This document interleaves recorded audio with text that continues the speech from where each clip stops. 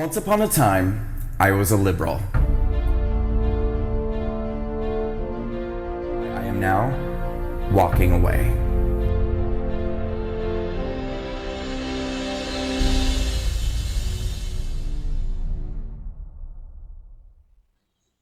Good evening, Patriots, and welcome to another episode of Walk Away with Brandon Straka. I'm going to dive right in tonight. I'm really excited about my first guest, and let me tell you why. So as most of you know, in 2017, I had what's commonly referred to as a red pill experience, meaning that I had my eyes open to the truth about what's going on with the Democratic Party and with liberalism. And it was a year of a lot of research for me. I really dug in and I learned a lot of things that sort of blew my mind and were very eye-opening. And through that journey and through that process, I learned about a man named Dinesh D'Souza. And I saw one of Dinesh's films, which was called Hillary's America, The Secret History of the Democratic Party. That was the first movie of Dinesh's that I saw. It's a political documentary, very lush, lavish, beautiful political documentary that sort of goes back to the history of the Democratic Party and America's history, but lets us know a lot of things that maybe are not exactly the way that we learned them in school, to say the least. Now, what I learned is that Dinesh actually has 4 films. I'm going to tell you right now. He has a film that from his first film in 2012 was called 2016 Obama's America. In 2014, he had America, Imagine the World Without Her. In 2016, Hillary's America, The Secret History of the Democratic Party. And most recently this year, he released Death of a Nation, which just came out in theaters, I believe, in the month of August. So I would like to welcome Dinesh D'Souza to the show this evening. Hey, Brandon, how are you? Hi, Dinesh. How's it going? Good. Glad to be on the show. I'm so glad to have you here. So Dinesh and I met, I believe in August. Was that August at the premiere in LA of Death of a Nation? Is that correct? Yes, it was. Yes, that's correct. Incredible movie. I ended up seeing it 3 or 4 nights in a row at multiple theaters in California. And actually, I could see it again and again. It was really outstanding. But I wanted to start off, Dinesh, because I see this quote here that I just have to ask you about. So in 2012, you came out with a movie called, the movie is called 2016 Obama's America. And the Obama administration described the film as an insidious attempt to dishonestly smear the president. Dinesh, is that what you were trying to do? Actually, no. In 2012, strangely enough, Obama was still an unknown quantity.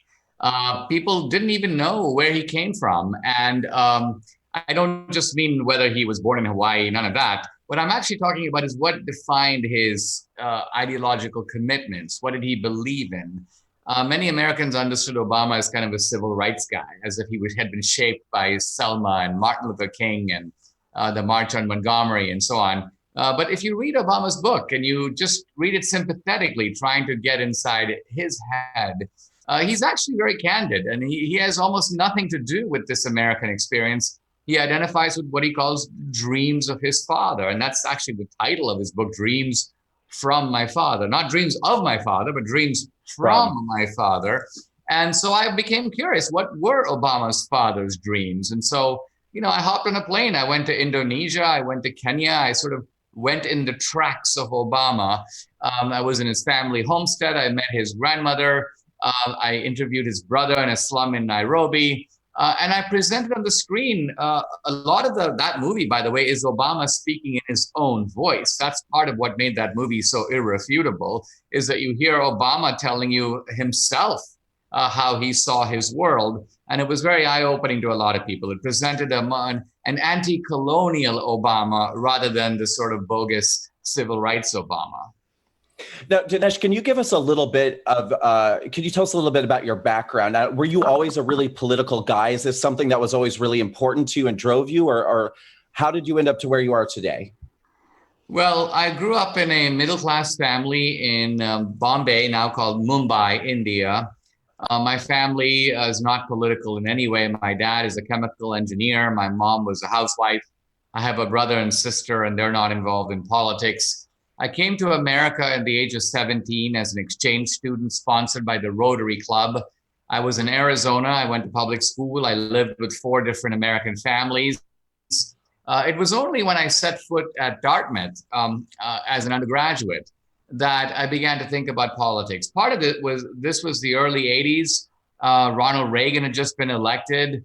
And I began to realize that for all his kind of whimsical personality, Reagan was addressing some very large themes about things going on in the world. And so for the first time, I began to sort of dive into that, think about what I believed and why I believed it. It wasn't so much that I converted to becoming a conservative. I think it's really more that I realized that I always was. And as I became self-conscious about my political views, I realized that I fall comfortably on the right side of the aisle. Okay. See, now that it's interesting that you say that too, because as I've had sort of my own conversion experience over the last year and a half, that's something that I found too, is that, it's really not me that changed so much. It's not my personal values that changed. What I'm finding is that I think deep down, I was kind of a conservative all along. But, as a gay man, as a minority in America, I think that I sort of found myself being marketed to by the Democratic Party. I think they're very, very good at that marketing and sort of advertising themselves to these minority groups. Now, did you sort of feel that way yourself as an Indian American? Yes, I remember years ago being invited with a group of other Indians. And this was actually by, at that time, Congressman Schumer, now of course, Senator Schumer from New York, sort of a reception for Indian Americans. And he made a very strange and to me interesting statement when we were there.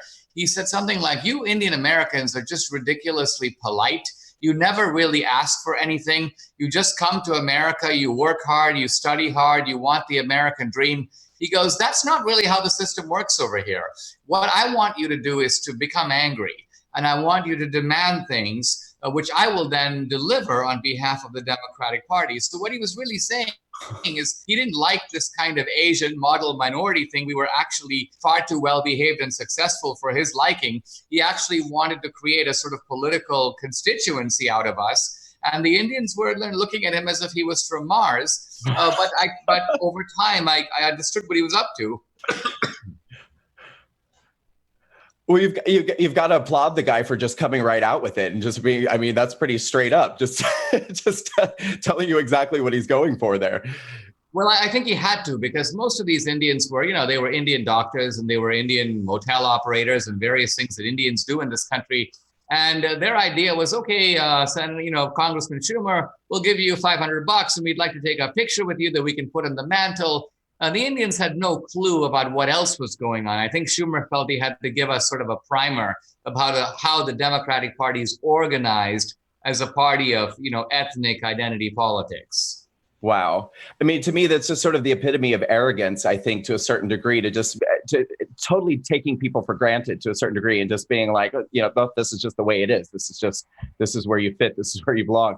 But I want to ask you, so you did find yourself, identifying as a conservative. Now, that's a far cry from, where you ended up writing books and making documentaries. I mean, you really, really go there. You go in deep and you unabashedly tell the truth. So how did you get to that point where you decided you're really going to stick your neck out and make these documentaries and really tell a bold truth the way that you do?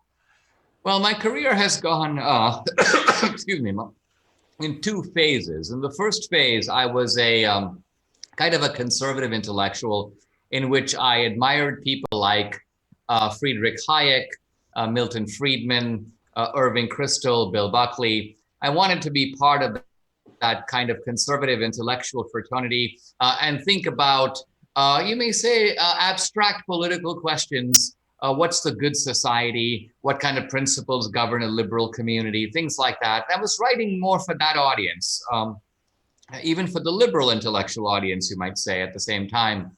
I think in 2012, after I made my film on Obama and the Obama administration came after me, I realized that in my early career, I'd been kind of naive.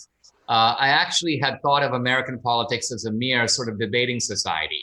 The conservatives believe in one set of principles and the liberals believe in a rival set of principles. And this is a clash of ideas to see whose principles are going to win in the marketplace of open debate. I realize that the other side has no interest in open debate, that there are many of those guys who'd be really happy to see me locked away for 10 years if they could get away with it. Their idea was to put me out of business, to finish me off in terms of my career, destroy me if they could. And I realized that, look, it's so foolish for us to believe that these powerful human motives of envy, ambition, rage, lust, hatred, the kind of motives that play into the human experience could somehow be magically excluded from politics. I realized, in fact, that they are the motor of politics, and that one has to look at the world of ideas, in a sense, with a grain of salt, and understand that people are motivated, yes, by ideals, but they're also motivated by a lot of more base and, in a way, more powerful instincts that work with the idea. The ideas are, to some degree, a rationalization for what people really want. Wow. You know, I want to get into this new movie and this new book that you have out now. But I think just before we do, I would love it because my audience, as you know, I started the Walk Away campaign, and what we have is really a lot of people who are just walking away from the Democratic Party, or they just have walked away from the Democratic Party, or maybe they're kind of on the edge and they're not really so sure. Now, I feel like your movies, all of them, are really what I would call some of the best red pill experience movies that are available. I mean, for somebody who doesn't know, somebody who thinks that they know their history, but it's the history that we've been sort of indoctrinated in American education system, it's pretty mind-blowing stuff. I mean, I'll be honest with you, I watched your movies and I was sitting on my phone the whole time, double checking everything that I was seeing, because I thought that can't be true. That can't be right. I mean, what would you say to the people who maybe are just walking away from the Democratic Party or just leaving the left? What would you say about, in terms of watching your movies or other educational resources that might be available to them? I mean, a lot of the things the information I think that they're going to be learning is kind of shocking. It's kind of mind blowing. I mean, how does someone prepare themselves to unlearn everything that they think they've learned? Well, I think that, we've become in this country today a little more alert to fake news. And fake news is a report of an incident. Let's just say, for example, Hillary claims that the Benghazi. The easy thing about fake news is that you're able to check that out. You're able to say, wait a minute, anybody who's looked at the Benghazi situation recognizes this was actually a terrorist incident, a terrorist group. They were not motivated by this video. That was really the government's effort to deflect attention from the negligence that allowed this to happen and didn't send aid. Or when Obama says, if you want your doctor, you can keep your doctor. Well, we can verify whether or not that's true. Now, it's much harder to verify a claim that is not fake news, but I would call it a fake narrative. Mm-hmm. Not a fake story, but a fake meta story, the story behind the story. There are assumptions, sometimes unspoken, but sometimes explicit. Let's take the assumption, for example, that fascism is on the right. Now, that's something that I was taught in college. In fact, I believed. And in fact, if you ask me, how do I know that? I would say, well, look, I've read books that say fascism is on the right. I've turned on the History Channel and there it is. And if I put it into Wikipedia, there it is again. So the fact that I keep seeing it here and there and everywhere, it must be the case. And so then when I begin to look into it and look at primary documents and start looking at things like the Nazi 25-point platform and going down the list, you realize, wait a minute, this doesn't make any sense. And when Hitler said he was a National Socialist, he really wasn't kidding. Socialism was actually the core of Nazi doctrine. In fact, national was the adjective and socialism was the noun. So when I put this stuff in movies, I do so fully aware that the guy who doesn't know is going to be blown away and in some senses almost discombobulated, almost disbelieving. Like that yes. Can't be true. That's why I try to put bulletproof facts in the movie, and I do the books. So I have a companion book, Death of a Nation. Why? Because it has chapter and verse. It lays it all out there. And it's not like I'm appealing to right-wing sources versus somebody else's left-wing sources. No, I'm citing mainstream historical documents, some of which are in my actual possession, so that if you read the reviews of the movie, you'll see a lot of bluster from the left, but you really won't see factual challenges of things I actually say because they just don't dare to go there. Well, that's exactly right, because I have looked at some of the reviews and it's, they'll just say things like, preposterous. Oh, a preposterous retelling of history and revision of history. But they don't really actually dispute any of the facts or anything that you actually lay out. Because I don't think. I think that's actually right. I mean, now even a lot of the TV networks have tried to ignore the film. They pretend it won't exist. They hope that if they don't cover it, it's like not a fact in the world. But the print left does attack me. 2 long articles on me in the Atlantic Monthly, the New York Times, Washington Post. But what they do typically, they'll caricature my views in such a way that they've created a straw man. Dinesh D'Souza claims that Hitler was a liberal Democrat. And Brandon, you've seen the movie more than once. I do not claim that Hitler was a liberal Democrat. You have to be beyond dumb to claim that I'm claiming that. No, but what I do say is far more crushing, that Hitler and the Nazis got some of their most bigoted and genocidal schemes from the Democratic Party. They got eugenic sterilization from the progressives. They even got the idea of euthanasia using blueprints from American progressives. They modeled their Nuremberg laws on the democratic segregation laws of the American South. Now, these are facts. So the Washington Post can't say Dinesh accuses the Nazis of getting ideas from Democrats, because that's true. That's a fact. That's why they create the straw man. Then they can knock the straw man down and declare victory. Right. But, these are very inconvenient facts, and these are very painful facts, I think, for them to accept. And I love that you just said that, because, Rob, can we play the clip from the movie? It's called One Drop. Yeah. So this is basically the scene that Dinesh was just describing. Yeah, let's go ahead and play it, Rob. Wie identifizieren die Amerikaner einen Neger? Die Eintropfenregel. Jede erkennbare Spur schwarzer Abstammung heißt, dass man als Schwarzer gilt. Menschliche Härte. Auch wenn jemand weiß aussieht und sich wie ein Weißer benimmt, kann er immer noch als Schwarzer gesehen werden. As for the democratic one-drop rule, incredibly, the Nazis found it too racist even for them. Death of a nation. It is now up to us to save America a second time. Now playing in theaters. Now, I do want to let people know, too, that not only is this movie, it's going to be mind-blowing for you, and it's incredibly educational, but it's also, Dinesh has just a very wicked sense of humor, I think, too. So you're going to laugh a lot when you see the movie. I mean, we had such a good time in the audience. Like I said, I saw it 3 or 4 nights in a row, totally different audiences each time. The audiences absolutely adored and enjoyed it thoroughly each time. And I mean, we were gasping at times, we were laughing at times. It's so enjoyable and it's so educational. It's a really, really great movie. Death of a Nation, and it's also a book. Correct, Dinesh?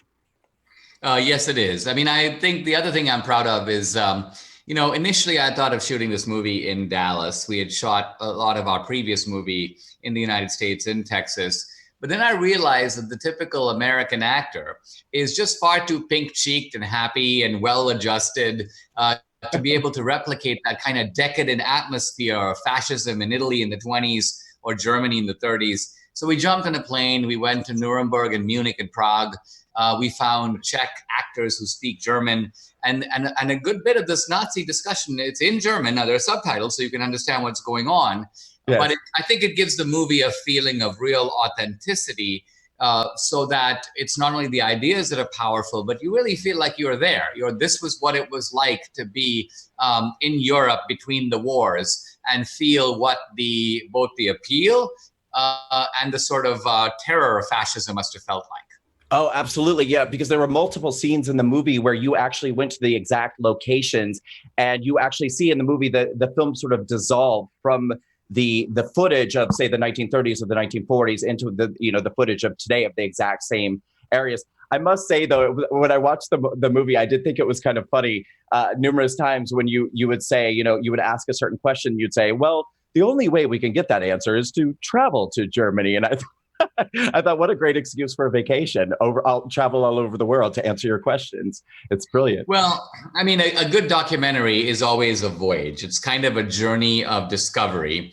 And because it's a movie, this is, it's not like a book where you say, okay, we go from this idea to that idea. A book is held together by an argument, whereas a movie is held together by a story. And so the story here is you're kind of going into the heart of fascism, and then you're also looking into the heart of racism. And you have to answer the question of what do those things mean historically, which was the party of racism. And then as the movie moves to a climax, where's the racism now? Where's the fascism now? Because, of course, there are progressives who say, well, you know what, I'll kind of admit the Democratic Party was the party of slavery and segregation and Jim Crow, but today it's the right that is the home and the staple of racism. Today it's the right and Trump who are the embodiment of American fascism. So I ultimately have to crush those ideas for the movie to deliver its full, you may say, payload. Well, people have got to see this movie. I mean, it's like I said, you'll learn so much. It's such an amazing, enjoyable movie, but it also contains this brilliant scene of you doing an interview with Richard Spencer. I mean, it is one of the most artful, I think, sort of entrapments I've ever seen. And perhaps that's not the right word, but I mean, it's basically where we start off with the assumption, often that's put out by the left, that Richard Spencer is a far right. It represents like a typical kind of Trump supporter, far right. And by the end of that interview with Richard Spencer, you actually point out very clearly that Richard Spencer actually has a lot more in common with the left and the socialists. Well, I think I got a very interesting letter, maybe an email from an attorney who said, he said, I really enjoyed that interview because he said, it's actually very different than what we attorneys do. He goes, typically in cross-examination, we ask very leading questions. So in this case, it will be things like, isn't it a fact, Richard Spencer, that your favorite presidents are all Democrats? But you'll notice I didn't ask him that. I asked him very open-ended questions like, who are your favorite presidents? Correct. And that shows that I wasn't leading him. He could go any direction he wanted. So that, I think, made his answers even more convincing because he volunteered them. He was like, this is what I really believe. This is who I am.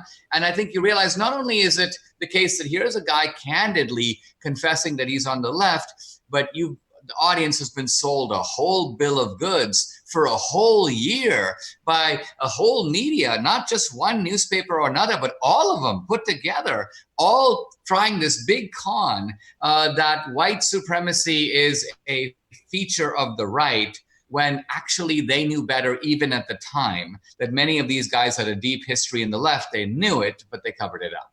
Yes. So Death of a Nation, it's a book that's available in stores now. It's in theaters as we speak, but it's going to be coming out soon on DVD, the later part of October. Is that about right, Dinesh? Yes, it'll be out a little before the election and, of course, also in time for Christmas. Movie habits are changing. A lot of people these days want to watch at home, want to watch with the family. They can feel like they can digest it better in a quiet environment. Yes. So the movie's done well in the theater, but it should do fantastic in digital download when it comes out soon.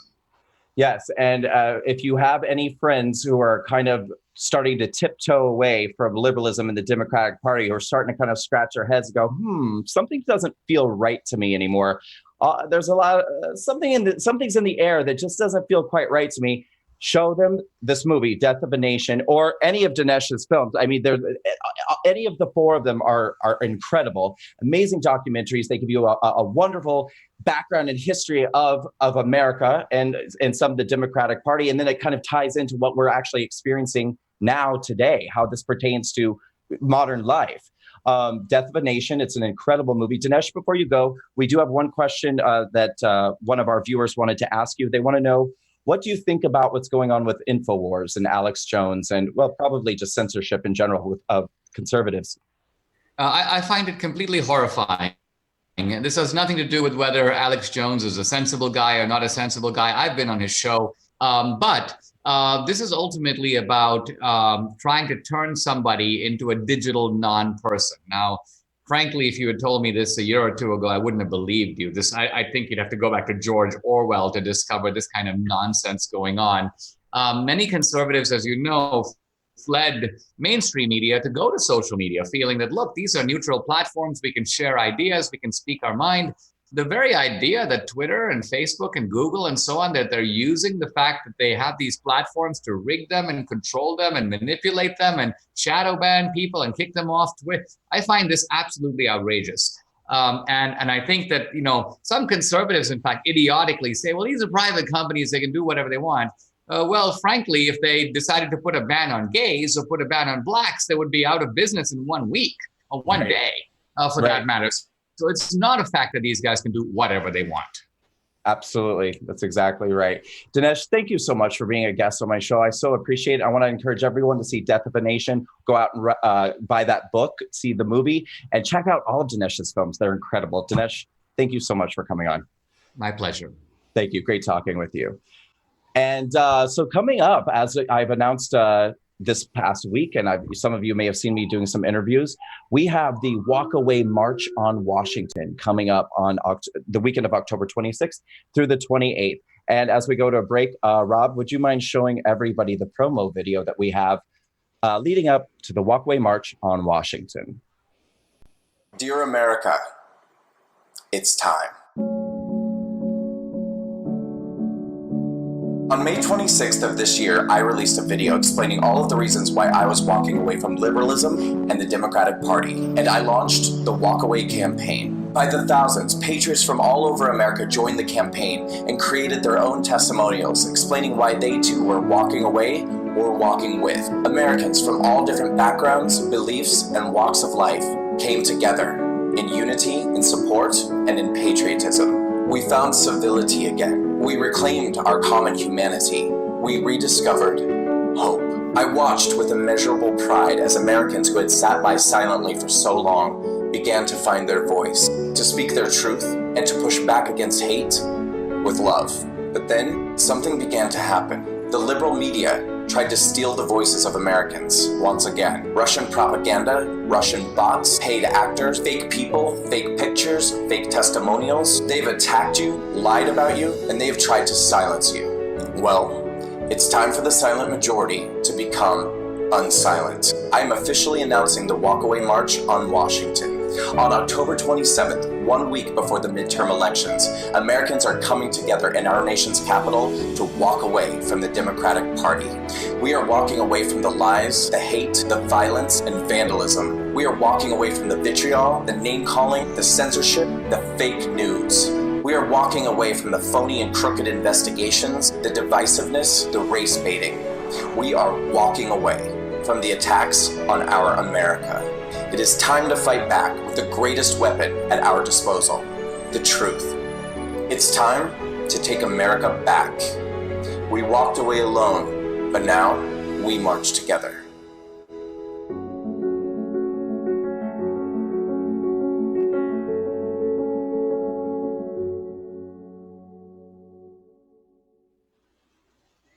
And we are back. So on May 26th of this year, I released a video and launched something called the Walkaway campaign. And what it was, or what it is a testimonial campaign encouraging people to tell their truth and tell their stories. It started out as wanting people who were feeling ready to walk away from liberalism, feeling ready to walk away from the Democratic Party, to be able to feel like they had a network of support and a place where they could go to be around like-minded people who were also feeling uncomfortable with the divisiveness, the identity politics, the political correctness, the now violence and vandalism, censorship, fake news, all of these things that we're so tired of and ready to walk away. But I also realized there was a larger purpose here. Not only are the testimonials for people on the left, but people on the right, I also wanted to come forward and use their voice. I wanted the silent majority to become unsilent and take back the narrative from the left of who they truly are. For so long, people on the left have called them racists, bigots, Nazis. It's a group where people can come together, create their video testimonials, and find common ground. It's all about growing that center ground in America and finding civility again. So each week on Walk Away with Brandon Straka on this show, we're going to feature a testimonial of the week. Somebody whose video that we just loved, or we feel like it's a story that we want to know more about or that we want to feature. And to kick this segment of the show off, this week, I stacked the deck a little bit and I chose somebody that I know personally because this is somebody who has a really great walk away story. And he really did something fantastic after he made the decision to walk away. Before I introduce him, why don't we take a little bit of a look at his walk away video from the Walk Away campaign on Facebook. Hello, my name is Pete Holmberg, and this is my walk away video. If I was to do a hashtag for myself and not the hashtag Brandon so brilliantly came up with, I would call it the walk back home movement for myself, because I was a Republican from a very early age. I volunteered on George H.W. Bush's primary campaign in 1980, and then I registered as a Republican when I turned 18 in Chicago, and I remained a Republican until I moved to New York when I was 25 years old in 1992. And people told me when I moved here, if you want to be relevant, you've got to be a Democrat in this town. And I thought, well, if I wanted to stay irrelevant, I would have stayed in Chicago. So I registered as a Democrat, and that year I voted for Bill Clinton, my first Democratic president that I voted for. And I remained a Democrat, albeit a Democrat who voted for a lot of Republicans. I voted for Giuliani, I voted for Bloomberg, I voted for Governor Pataki. I pretty much mixed it up, but I voted for all Democratic presidents through Secretary Clinton. So I would like to welcome to the show tonight a great walkaway story with a great ending to it, my friend Pete Holmberg. Pete, welcome to Walkaway. How are you? Hi, Brandon. It's great to be here. Thank you for having me. Of course. I'm so glad that you're here. So, Pete, you and I have, it's amazing. You and I have actually only known each other since what, March of this year? March. And yet it feels like 20 years, I think, because so much has happened in both of our lives in this past year. But I really want to talk about your experience, Pete. Now, you said something interesting in your video, which was walk back home. Now, don't go out and start your own campaign competing with Walkaway campaign. But so you actually started out as a Republican. I did. I started out as a kid. My teachers really wanted me to believe that Jimmy Carter was a good president because he carried his own luggage. And we heard that all the time. But I knew that there was an office of polling in the White House that Jimmy Carter put there before he was the first president to do that. And I knew the economy was in the toilet. And I knew that my father was stressed. And I knew that things were not good in the country. And I knew that we had hostages in Iran. And so when 1980 rolled around, I took a look and I volunteered for George H.W. Bush as a 13-year-old. Wow. Okay, so then you left the Republican Party. I got a lot of grief my whole life in Chicago for being Republican and being gay.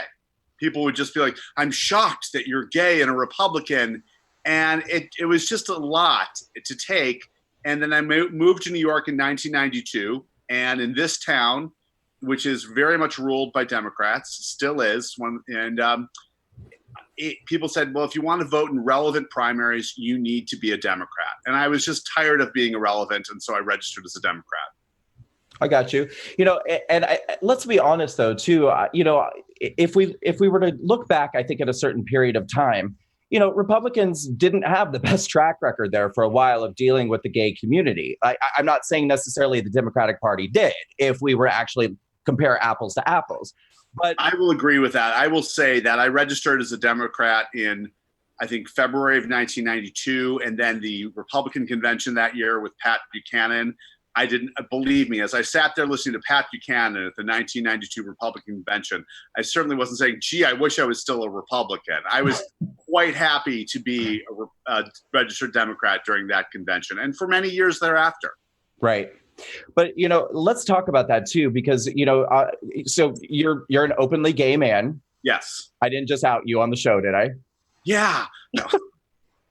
Sorry. No, but you're an openly gay man. And I mean, let's have a conversation about that, because I don't, these discussions I think need to be had when we talk about what it's like politically for a gay person. I mean, we don't, let's be honest, it's not really that safe to have a diversity of thought or opinion politically within the gay community. Do you think? Oh, no. I mean, I was openly gay as a teenager in high school in the 80s, and I was openly gay as a Republican in the 80s as a teenager. And I was almost more respected now. Now, in the age of Donald Trump, hate has somehow become validated. People feel virtuous in their hate. People feel relevant. They're like, oh, they're being good if they hate now. And I will say that since coming out as a Republican in 2017, the vast majority of the venom I've received has been from, I'll just call it, middle-aged gay men are the new mean girls. I've gotten that's middle-aged gay men. That is about 90% of the criticism and just the vitriol I've received are from middle-aged gay men. Yeah. Well, I can identify with that. And since I started the Walkaway campaign, I was so anxious to have some sort of through line to the gay community because, I've gotten a good amount of attention from the right-wing media, but I couldn't get much attention from the left-wing media. And then NBC Out, their sort of subgroup that's news that's geared toward the gay community, reached out to me for an interview. And I was very, very excited because I thought, finally, I'm going to get a chance to explain to the gay community what it is that I'm really trying to accomplish here, which is that I want the gay community to understand that they have a choice. I want them to understand that they don't have to be a Democrat or a liberal just because they're gay. And so I did this interview and it came out, and the comments underneath this article, Pete, were just scathing, absolutely scathing. And it's interesting because I tried to gear my answers toward so that they could be viewed with the utmost compassion. I wasn't being controversial. I wasn't, no offense to Milo or anything. I think he's great, but I wasn't trying to be a provocateur or be shocking, outrageous. I was literally trying to say, I want to empower gay people and show them that they have a choice, and they didn't want to hear it. Well, I read that article. As your friend, I read that article and I've read the comments. And what I realize is that there isn't the response to being a gay conservative is almost like a wall of noise, and the height of the wall doesn't change, the volume of the wall doesn't change, no matter what.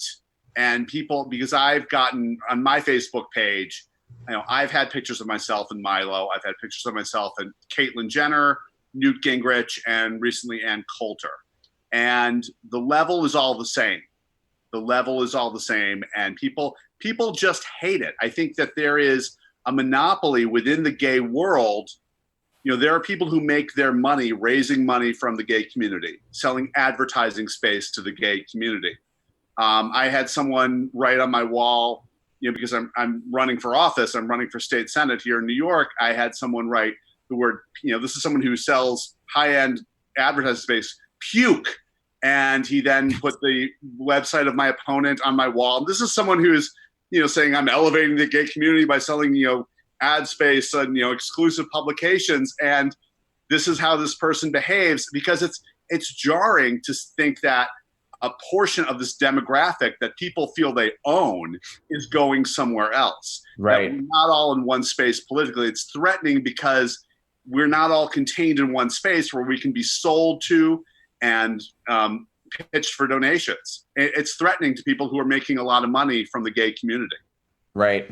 And I mean, don't even get me started on, what I call the oppression industry, which is basically these organizations that have to constantly put out these stories and keep minority communities in a perpetual state of fear so that they can then turn around and say, make a donation, you're in danger. Yes. Yeah, disgusting. But okay, so you kind of let the cat out of the bag a little bit. You went straight to the end and gave the big reveal, but that's okay. We're going to dial back a little bit. I want to ask. It's okay. It's okay. We're both gay. You should know that it's about the theater of the story. But all right, so let's dial back a little bit. And you also sort of had your own red pill experience. And when did that happen? It started on the election night. And it started when I just accepted the results of the election, grateful to live in a democracy. And I put something on Facebook that said, congratulations, President-elect Trump. Now, I voted for Secretary Clinton, and I had real concerns about President Trump. I put a congratulatory note on Facebook. People privately were just brutal. And it was as if we were not allowed to be civil anymore in the age of Trump.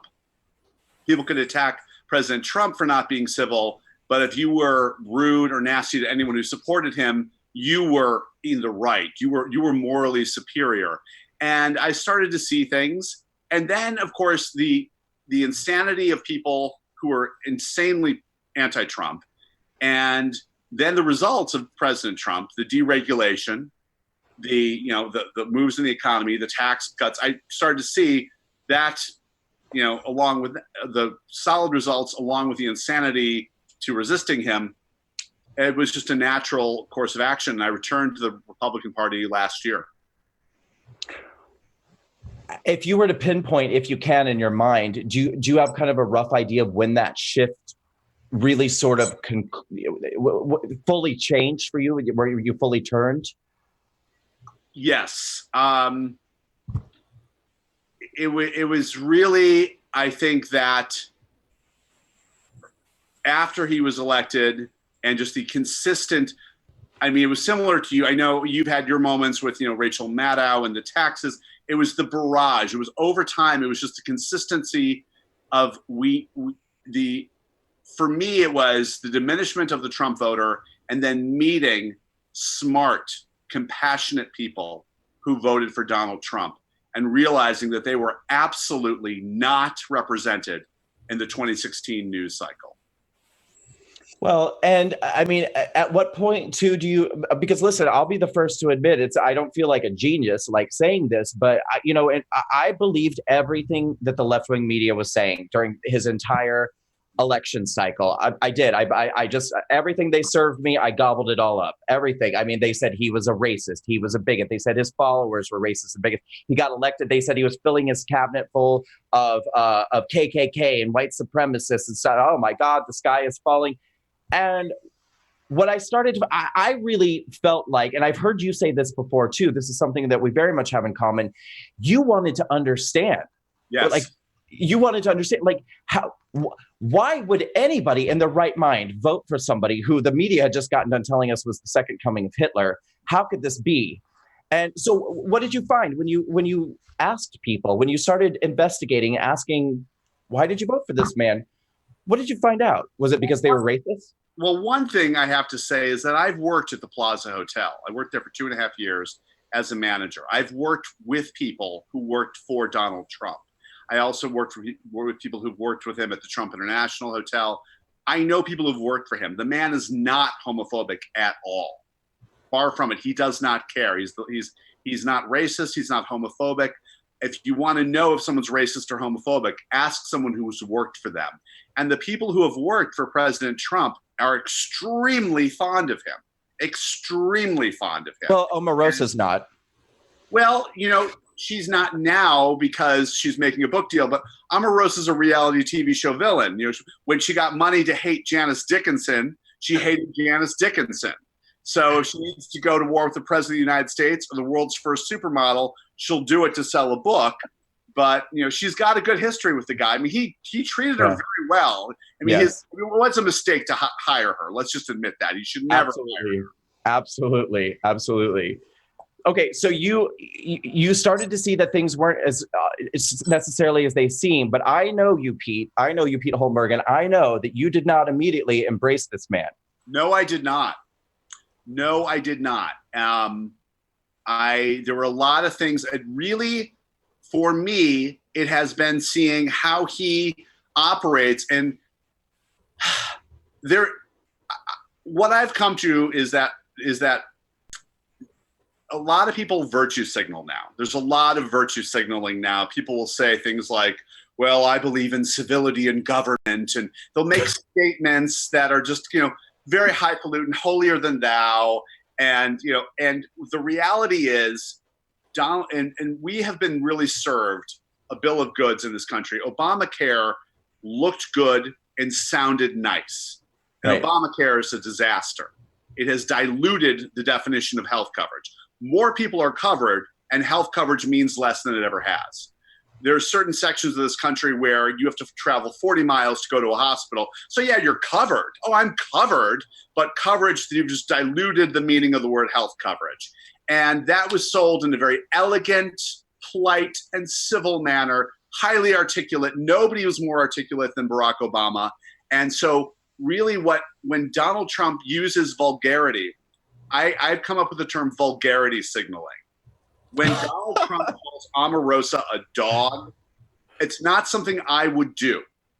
But when he does it, there are millions of people who get the signal, oh, he's not like these other guys, he's real. Because right, wrong, or indifferent, and I'll just call it wrong to call someone a dog, but whatever, it's not the way it's been done, and it's honest. Donald Trump was authentic with how he feels. And if he hates someone, he says it. And in this day and age, that means the world to people because so many people had been lied to for so long and in such an elegant, professional, and dignified manner that someone coming along. I think Meghan McCain actually described Donald Trump on CNN as lightning in a bottle, which is interesting from her. I know she doesn't like him, but he is. We're not going to have this president again. And I think what I've come to is that when he's doing these things that I personally am uncomfortable with, and by my saying I'm uncomfortable, I personally would not do them, nor do I intend to do them. But when he does them, this unique person, he connects to a base that gives him power to do things that have to get done. And he's going to change. We're going to see on November 6th, he's going to have an effect on Congress. He's getting people out. He's campaigning for people. There's all this talk of Ted Cruz being in danger down in Texas. He's going to go down to Texas. And this rising star Beto O'Rourke is going to have to deal with the Trump effect. And the Trump effect is he's able to galvanize democracy. He's able to galvanize votes. And that's a very powerful thing. And we've forgotten that in this country. And he got people who haven't voted in decades activated. And so I really respect the results of Donald Trump and the resolve of Donald Trump. Right. And that got me over the hump of my resistance to him.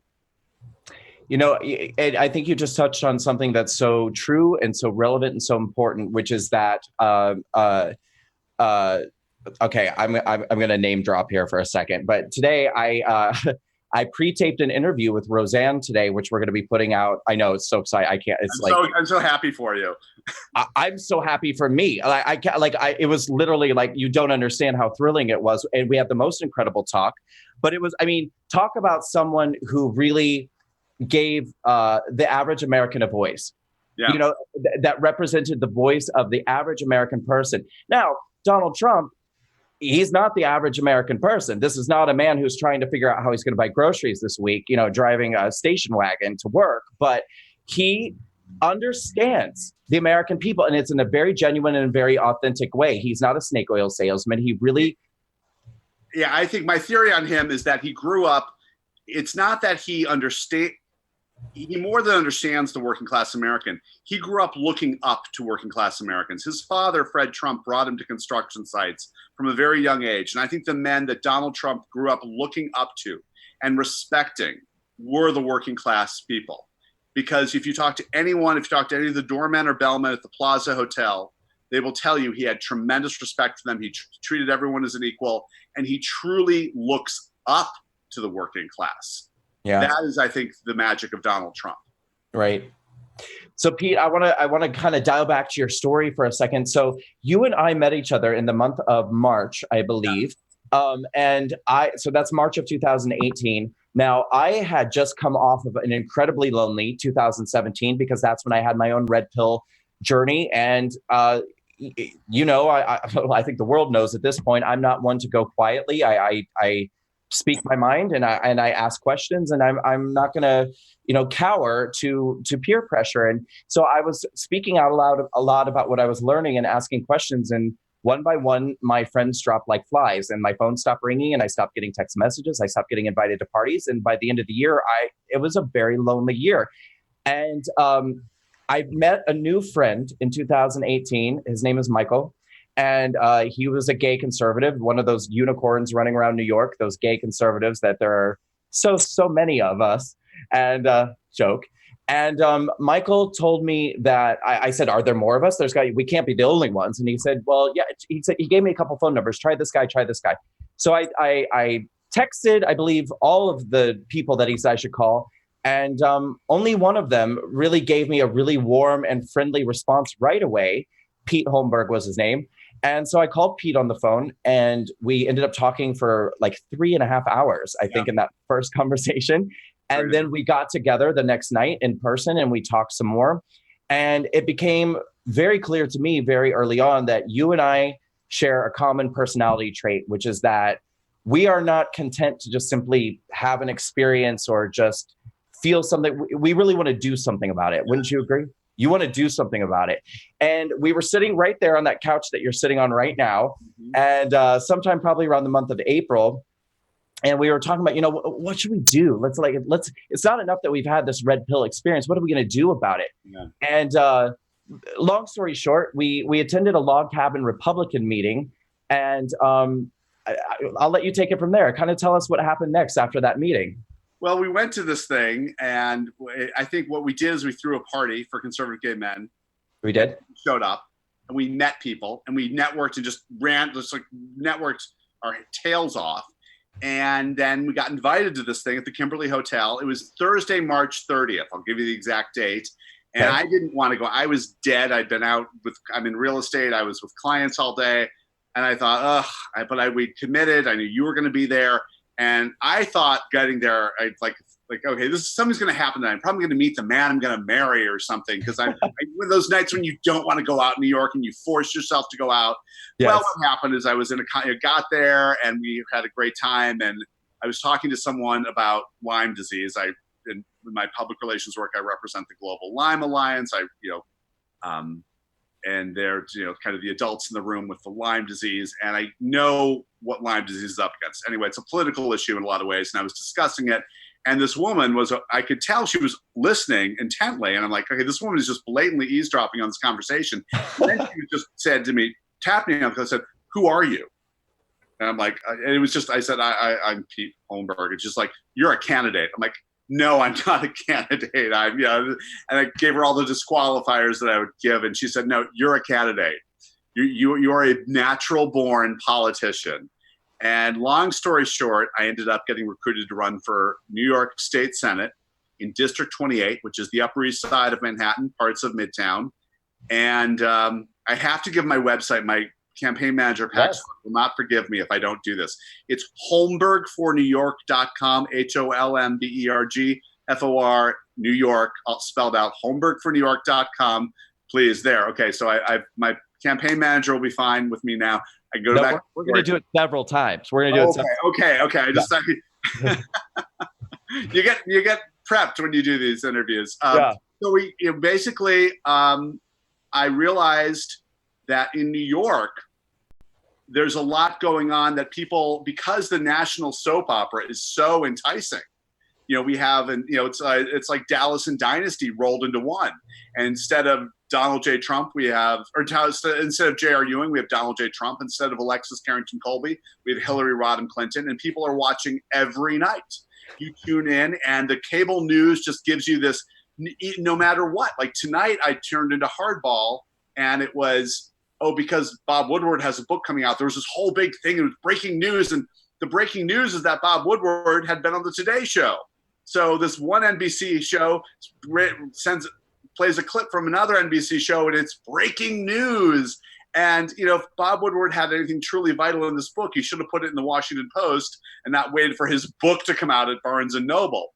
But, it's as a constant barrage. So what's happening in New York is certain laws are getting through. We have, starting January 1, 2019, there's going to be an extra $2.50 for every cab ride in Manhattan below 96th, and an extra $2.75 for every Uber and Lyft below 96. This was just kind of this new tax, and it's essentially a rich person's tax on people who aren't even rich, most of whom aren't even rich, and it just kind of slid by. It was voted on unanimously in the New York State 2019 budget, and no one even knows about it. People don't know. Throughout the country, there are laws getting passed in towns and states and local municipalities that people are not aware of, because the national soap opera, what's going on in Washington, D.C., is so interesting. And I started to look at this. I'm looking at New York State. I ride the subway every day. I know the subways are a nightmare. There are reasons the subways are a nightmare. We have laws in place that make construction prohibitively more expensive here than in any other state. Therefore, things don't get done. And and most of the laws are kind of guided by either unions or lawyers in the state. And I'm not owned by the unions, and I'm not owned by the lawyers. so I can get up there and I can make some noise and point out some things. And so I'm running for New York State Senate, and I've never been in political office. I've never worked in anything but the private sector. And we're getting a lot of traction. We secured this week a line on the ballot for the Stop de Blasio party. I am the Stop de Blasio candidate. And I'll tell you, if there's one person who's hated more in this town than Donald Trump, it's Mayor Bill de Blasio. So there's things I can do as a state senator and someone whose district is in his backyard to contain the man, because we have a mayor who's essentially trying to become the next Bernie Sanders. And to do it, he should tell the cops, don't enforce any laws. We don't want any cop trouble here in New York on my watch. He doesn't want any bad publicity from the New York NYPD. So Bill de Blasio is basically handcuffed the cops. Don't arrest people for smoking pot, public urination, or turnstile jumping. Not on my watch when I'm trying to be the next Bernie Sanders. And that's what Bill de Blasio is doing. And I'm on the ballot to stop him. Good for you, Pete. That's so amazing. One thing I've heard you say before, and I'm going to badly paraphrase this, the way you said it was, I'm sure was much more eloquent, but essentially you said something about, politics really begins locally. Yes. That's something that I heard you say something along those lines recently. And so I love what you're doing, and I'm so proud of you. And I want to encourage everyone in New York who's in your district to get out and vote, and make sure you vote for Pete Holmberg for state senate. Which district? It's District 28. Now, I'm not on we're getting on the independence line. So if you're able to vote in the independence primary, please come out on Thursday and write in. We've done a write-in for that. But I will be on the general election ballot, Pete Holmberg, New York State Senate, District 28 on November 6th. So please remember to vote on November 6th and visit my website, holmbergfornewyork.com. We're accepting donations. Yes, absolutely. And listen, I know from doing the Walkway campaign, I can't even imagine running for political office. These things cost money. I mean, it's great to be, sort of have your heart into something or have your mind into something to care about politics. But if you really want to see change in this world, unfortunately, you've got to put some dollars behind these candidates like Pete who are really trying to make a difference. So if you're able to donate to Pete's campaign, please do it, because like Pete has said before, politics begins at a local level. And, these smaller elections are really important too. Pete, before you go, please tell everybody where they can find you on social media, and tell us about that website again. Okay, my social media is Pete Holmberg NYC on Instagram, Pete Holmberg NYC, and on Twitter, Pete Holmberg NYC. And my website is Holmberg, HOLMBERG, fornewyork.com. So it's holmbergfornewyork.com. You can learn about all my positions on all sorts of things. Reach out to us, volunteer. We have a huge team of volunteers, and we're not doing this alone. There's a lot of people who want change in this town, and working with a lot of Democrats and a lot of independents. That's right. Pete, I love you. I love you too. New York loves you. I can't wait to say that I'm friends with a New York State senator in just a few months. It's very exciting. 57 days. Pete, thank you so much for coming on tonight. Thank you for having me. You're welcome. Have a good night. You too. Bye-bye. Rob, should we go straight into Maria, or do we have time are we taking a break? We're going to take a break? We're going to take a break. We'll be right back. We're not going to take a break. Tell me if we are or are not. We are not going to take a break. That's okay. This could go one of two ways. I took it the wrong way. I had a 50-50 shot on that one. All right. So we're running a little long on time. So I want to just dive right into our, Maria is going to be our recurring guest on the show. She is our media mogul. Maria is an amazing investigator. She's a researcher. She spends every moment that she's not with her family and, I don't know, eating or sleep. I don't even know if she does sleep. Researching, investigating, finding out what's going on in the world and what the news is not telling us. That's the most important thing. So please welcome Maria Albanese, our media mogul. Maria. Hello, Brandon. How are you? Honey, I'm great. And I'm always happier than I was a minute ago when I see you. Oh, you're too sweet. You make me so happy. You're too kind building me up like that. No, I'm not. That wasn't kind enough. You're amazing. Are you kidding me? Well, we have some good stuff to talk about. Let's get into it. Tell me. Since we're running late, and hopefully we have the links later, or we can go to my Facebook page, the Citizen Pundit, and a lot of these links will be up there of the articles. I did want to talk about something new on Twitter called reportforthepresident.org by a group called JTF MAGA. And these are former military, intelligence, and law enforcement whistleblowers, so to speak. And they just launched a website, I believe, Friday night. And they have some pretty good information there that they had gathered. And now it's for the public to see. And they also have a login for the president. So hopefully we're going to start to see some information that the mainstream media doesn't tell us. We have some smaller newspapers, reporting things like today. There's a good article by Jim Hoft at the Gateway Pundit, and he's talking about Papadopoulos and Spygate and how the Obama DOJ set him up. And Sarah Carter dropped a great article today about the FBI leaking info to the press to damage Trump. Then the other thing we have is Trump at War is dropping on Wednesday, September 12th, 8 o'clock on OAN. That movie looks so epic. And it's so needed. So needed. But I have to say, I mean, I saw the trailer for it recently and I was just like, wow, that looks so good. I can't wait to see it. We definitely need it right now because we're having a lot of problems when you realize the mainstream media that we always talk about, how corrupted it is, and we don't get the news that we need. So a lot of us go and gravitate to social media. Social media right now has also figured out, and if we go back in the past, we've had division from the media between Democrats and Republicans. That's always how it's been. Now MAGA is growing bigger and bigger with groups like Walkaway and other groups. The new division in social media, and it is a swamp out there, is to divide the MAGA, is to divide the people. So you have to stay extremely diligent when you are on social media. Whoever you're following, I suggest you check thoroughly through their threads, read their replies, see who's replying to them, because the disinformation that is coming out so fast and furious that thankfully we do have this movie dropping because we need all the help we could get before this midterm. It is that vital that we keep the fire burning. Now, I'm a little bugged with OAN. I'm happy that they're going to launch this, but I don't know if you caught last week, they did a report debunking Q. Have you seen that? I'm aware of it, yes. Okay. I thought it was a little irresponsible to expose not even a person. It's an @ handle.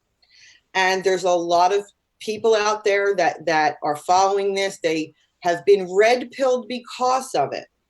And so there's a lot of people upset out there right now because we don't know what's disinfo. And that's the point. So if you break the spirit, what's going to happen in the midterm and why are these things happening? So everybody really has to, while you are red-pilling yourself on social media, because it's the only place you could do it, or watch Dinesh's movies, etc., pick up good books. But most people are running over to social media to engage in conversation. Maria, can I interrupt you for just a second? Can I interrupt? Rob, that graphic that's on the screen right now, I don't know if you're able to put it back up. The one that was just on. What was the news source there, Maria? Populist Media. That's another outlet I want to talk about. That media is going to be turning into a platform for activists. It's going to be media for the people, by the people. If anyone wants to get in touch with them, they will give you a login. They want to hear you writing about things in your local community. They want to hear a lot about Americans that have the voice of liberty, and they're being shut out by all media. That is left media, conservative media. Then if you go to social media, if somebody doesn't like what you have to say, they will label you disinfo. Okay, so this media platform wants to hand it over to the people. If you want to be an activist, grassroots activist, I suggest you get in contact and they will help you do that. Then there's another link that's going to be up. This has been out for a long time, but it's just making its rounds. And it is a 49-page memo, and the documents show how Soros is behind social media censorship using Media Matters and David Brock. So this has been in the works for a few years. We're now starting to see it was okay while they were dividing left and right. This MAGA movement is growing so fast. They don't know how to control it. So what do? You insert yourself into MAGA and then cause division. Yes. And I'm seeing that every day. So I just want to tell people to please be very careful when they're out there and who they follow. Yeah, I love that you said that, Maria, because you're really, really, you've got such a knack and such an instinct for this kind of thing. And what you just said is something that honestly, I may not have caught that as quickly as you did. And I think that a lot of other people too might have bought into that division, that divisiveness that's being planted in the MAGA camp. But I'm so glad you brought this to our attention, because you're absolutely right. I mean, it's a kind of a typical snaky tactic, I think, that they would use going into this election. Right. And many of these people get to hide behind handles, not even their real names. So it's hard to vet them. The only way that you could do it responsibly is if you start following them and seeing who they follow and look at the hashtags that are included. You can start to connect the dots on who all the disinformation agents are. And there's many of them, and people are unaware. You read something you like, what do? You retweet it. Guess what? I wouldn't be such in a hurry to retweet things. Look at it, go through the thread, see what the conversations are before you buy into it. That's all I'm asking, because I want people to be on social media, because that's where the conversations are. We know the conservatives are being shut down, but I am finding it to be a very dangerous place at times. I understand. Hey, Maria, just because we're running a little bit short on time, I want to ask you a couple things real quick. Could you please let everyone know just how important this election is coming up in November, and what should we be doing? What do we need to know about it? We definitely need to get out and vote Republican. We need to have Donald Trump finish his agenda. And if we don't hold on to what we need to hold on in the midterms, what's left to fight for?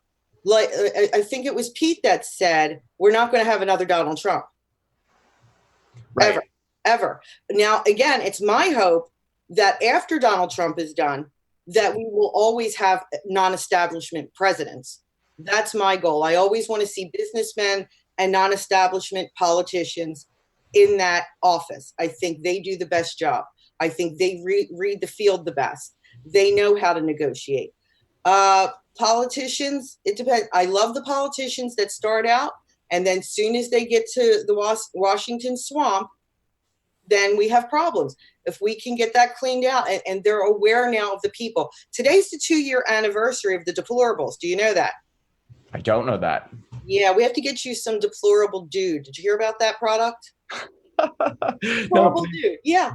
Do tell. Is it a hair product? No, it's a cologne, and I think a Cult 45 LLC. Get yourself some deplorable dude when you go out and vote in the midterms.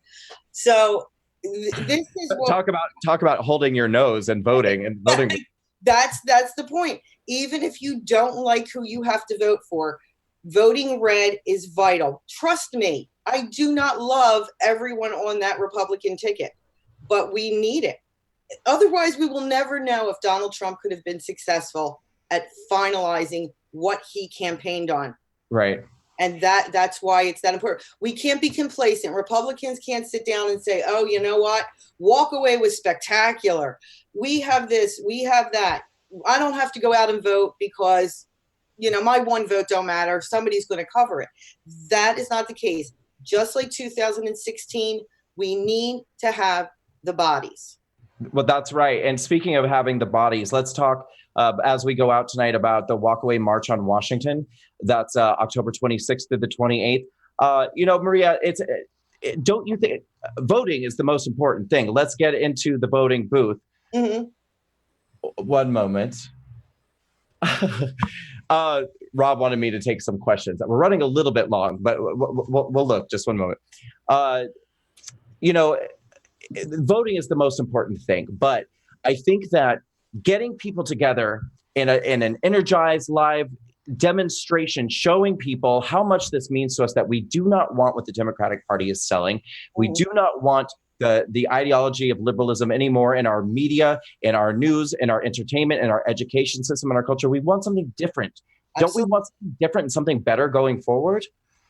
And this is why he won in 2016. But it has been a fight. It's been a fight since election night. They were scaring people up into the inauguration that they were going to take it from him in the Electoral College. They had every scare tactic. And since he won, it has been nothing but obstructionists. I mean, look at the Kavanaugh hearings last week.